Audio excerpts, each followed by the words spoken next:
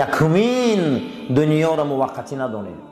دومین دنیا را هیچ محل به یاد مرگ نمانید. کسی که دنیا را ابدی داند، کسی که سلطنتش ابدی دانست، کسی سلامتیش ابدی دانست، کسی پولداریش ابدی دانست، کسی کمبغلیش ابدی دانست، کسی بوییش ابدی دانست، کسی روبریش ابدی دانست، وای بر حالش فریب خورده گیاد. ای فریب خورد. برای انامین به دنیا را رسوا میکنن. برای انامین به دنیا را به حیاتی 30 ساله و 40 ساله و 50 ساله یک امارت ها میسازن که گمان میکنی 100 سال زنده. یک کاری دست میزنه که گمان میکنی 200 سال زنده. میریم ما.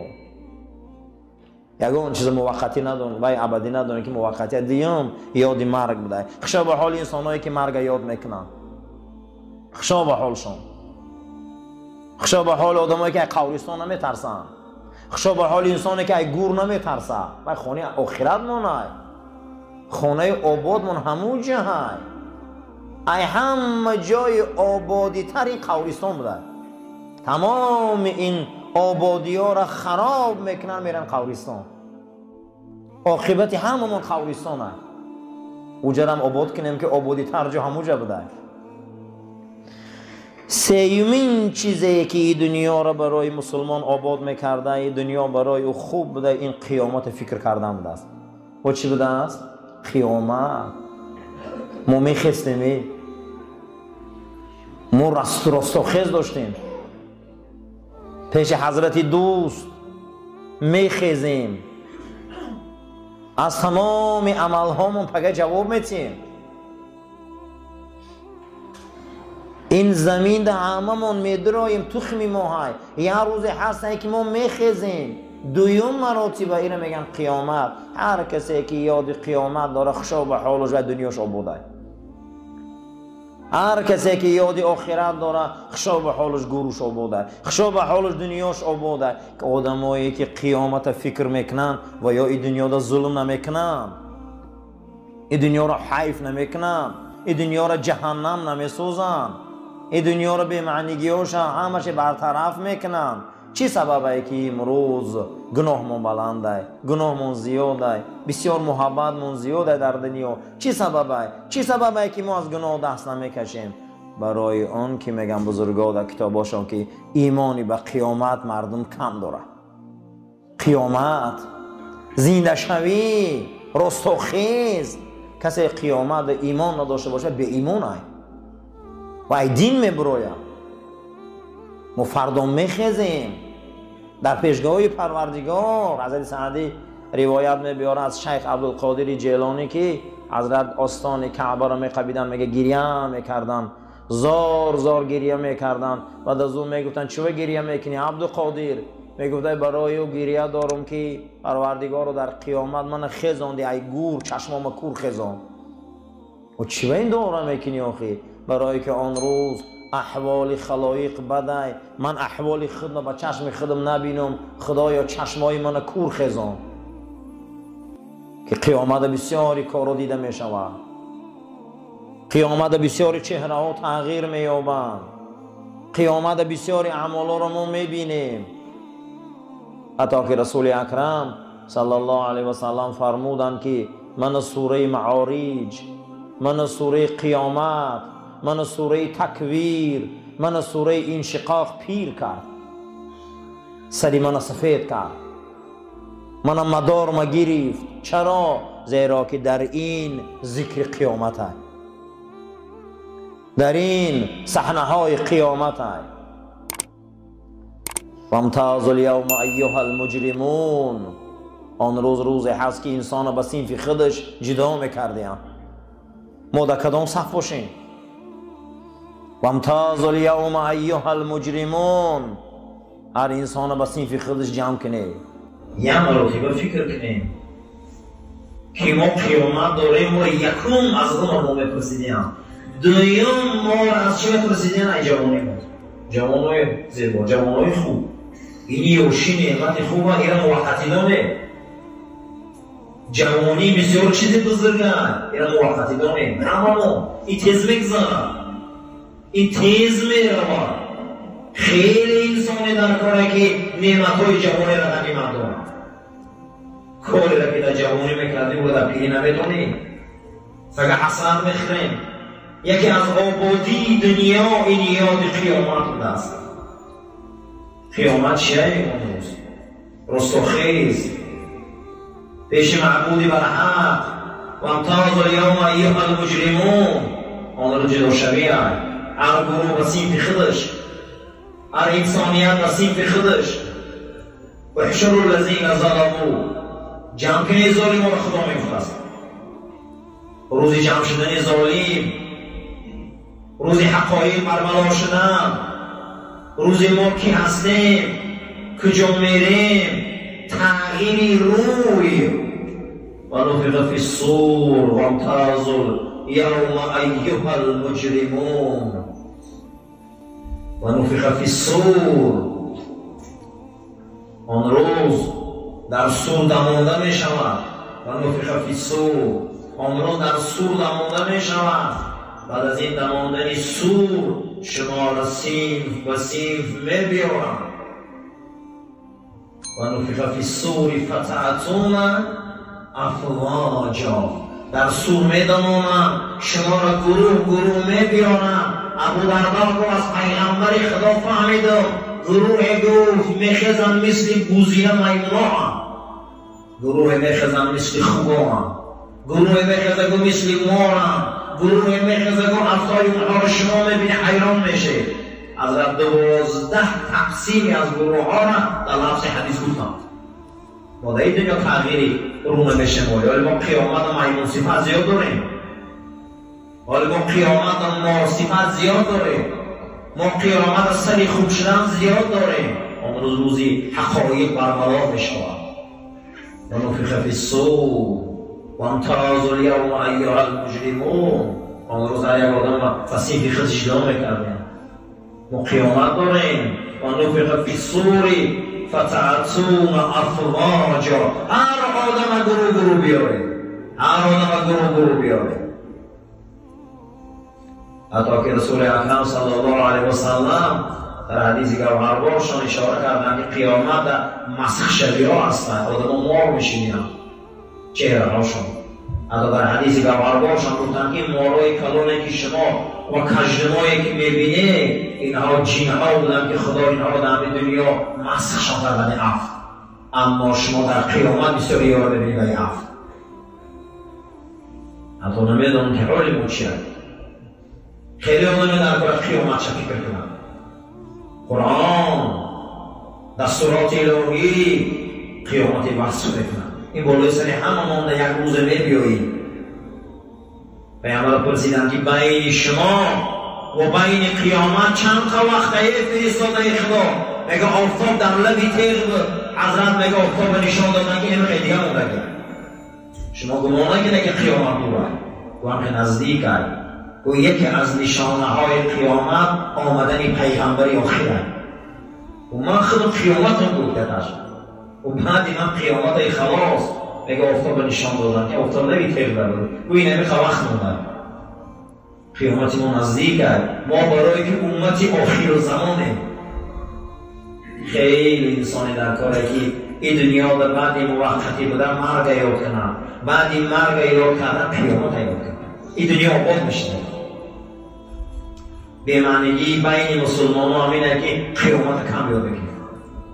اللهم ربنا آتینا فی دنیا حسنة و فی الاخرة حسنة و قنا عذاب النار. خدایا این دنیای ما را به یاد مرگ آباد کن. خدایا این دنیای ما را به یاد قیامت آباد کن. خدایا این دنیای ما را به یاد چیزی را ابدی ندانستن آبادش کن. زیرا این اخلاق رسولی تر، این تربیه رسولی تر، این اخلاق تربیه صحابه و اولیایی تر و ما را برای راست هدایت کن.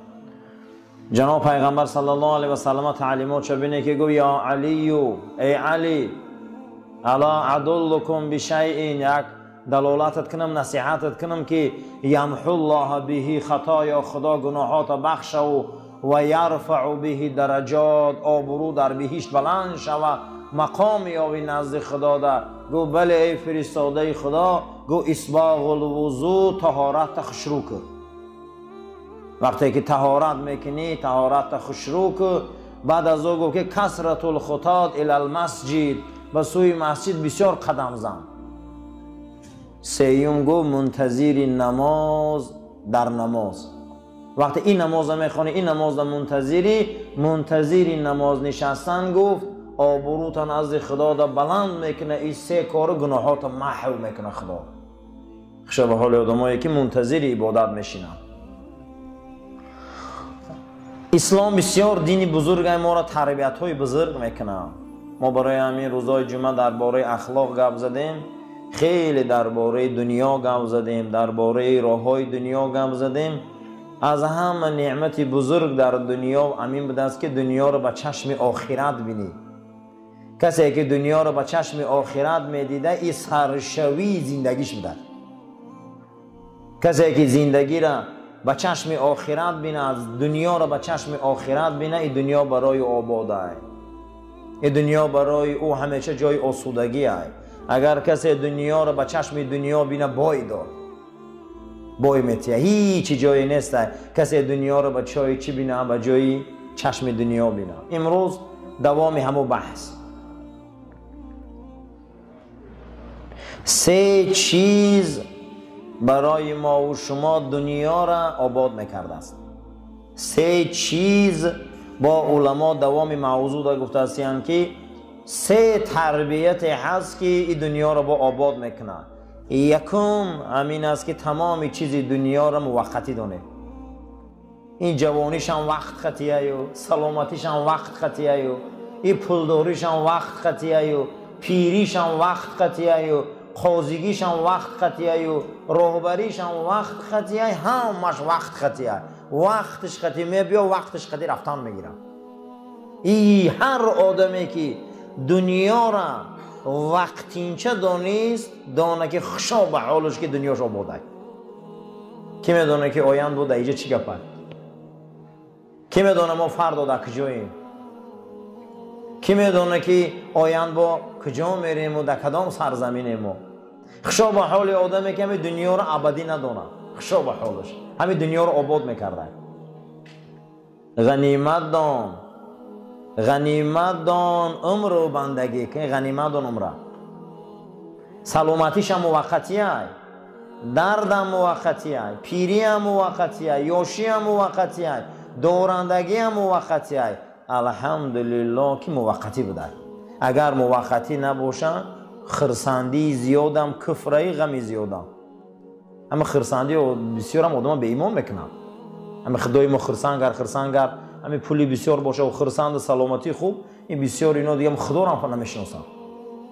با غمی بسیار هم آدم در کفر میبره. همین غم دیدنگیر و آسا دیگه بعد میخیزی همون تقدیر در شکایت میکنی.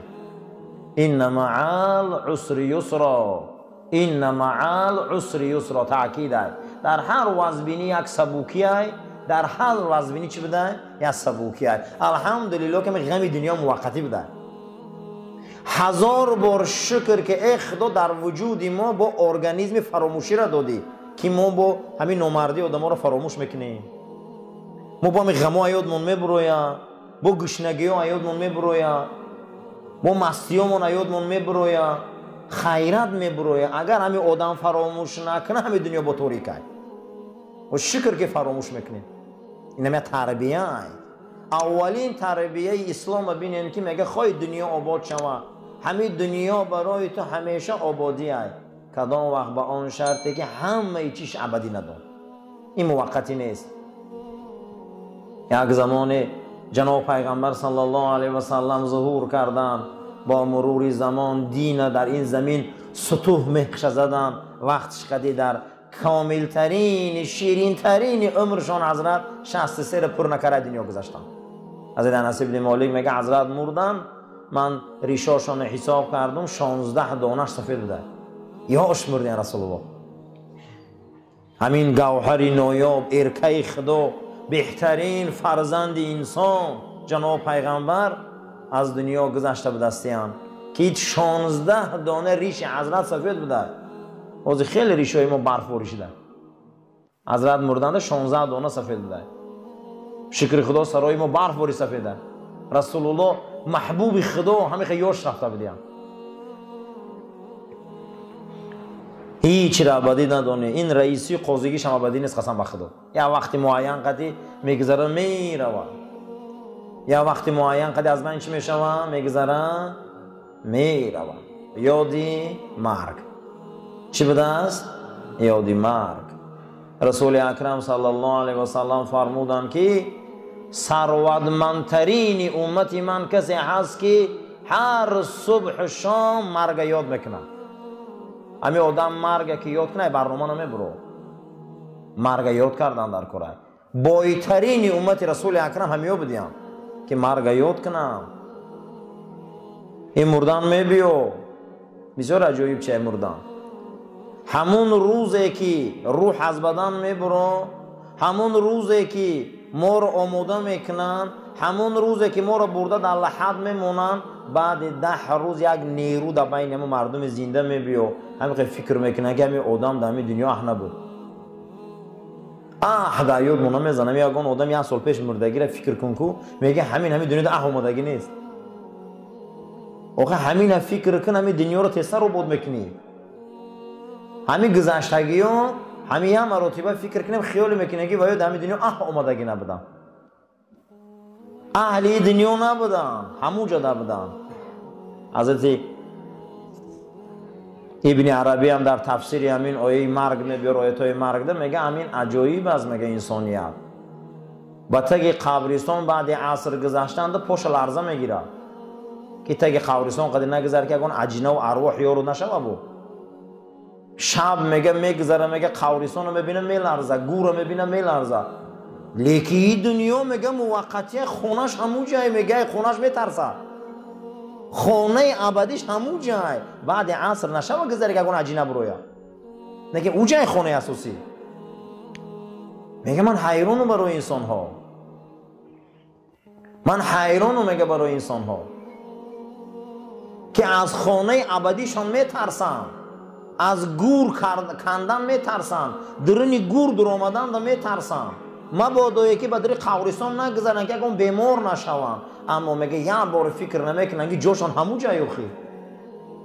اما این خرابخانه را امارت میکنن، این خرابخانه را تعمیر میکنن، این خرابخانه را رنگ میکنن، این خرابخانه را دوادو میکنن، لیکن همش میمونن و میرن. حضرت ابراهیم ادهم میپرسن، یک مرد سواره میبیا که ابراهیم ادهم از ملک بلخ بیرون برآمده است و میپرسنش که السلام علیکم ای مرد خوبی؟